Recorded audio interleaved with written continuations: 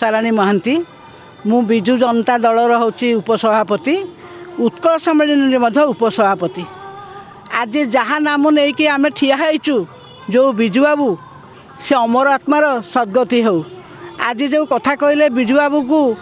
ये मिललानी भारत रत्न मिललानी किंतु विजु बाबू को भारत रत्न न मिलिले मध्य सी सबुले जुगे जुगे अमर होइकी रहिबे से अमर होइकी रहिबे कारण तांको जगु ओडिसी गोटे लोक कहे हाथ देखी कहितला मो ओडिशा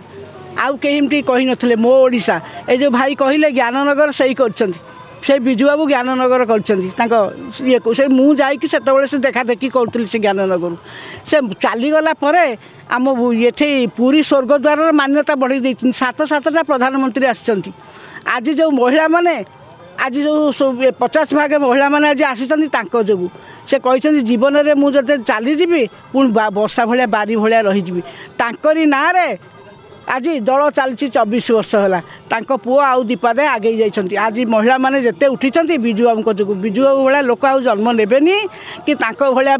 ये माने ये जड़े कहीं ये नेबेनी तेणु जोठी थांतु से अमर आत्मार सद्गति हो आउ से ओडिशावासी के आशीर्वाद करंतु। ओडिशा एमती जिन कहते उठरे उठरे उत्कल संतान उठिबु आउ तू केते दिने पूर्व गौरव पूर्व महिमा पड़ी न होइके मोर तोर मने से विजु बाबू को देखिले ओडिया रक्त संचालन हब से आगु को माड़ी चलिए एति कहि बाणी के विराम दउची। बंदे उत्कल जननी जय जगन्नाथ। प्रोफेसर अद्वैत कुमार पात्र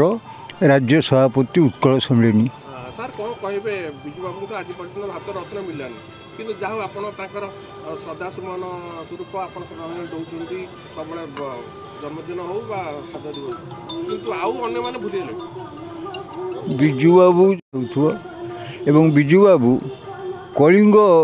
साम्राज्य बा कलिंग जातीयता को से एभली पृष्ठपोषकता करुले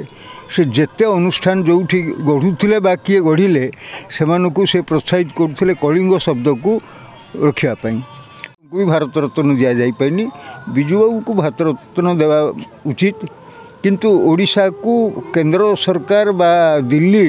दरबार बहुत अवहेला कर जा हो ये दुई जन को भारत रत्न शीघ्र मिलवा उचित कामना करुच्ची। मनाला बैकुंठ भई आमे बीजेडी सांस्कृतिक सामख्य संगठन जड़े कर्मकर्ता सर कौन कहे आज तो विजु बाबू तो कहले अनेक कथा कहले सर ना विजु बाबूंकर एते इतिहास रही जहाँकि एमती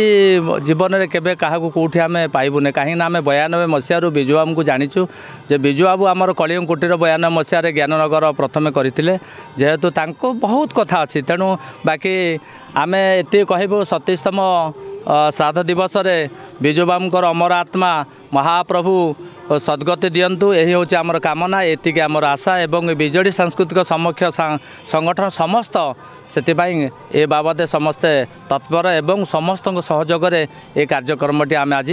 करिछु।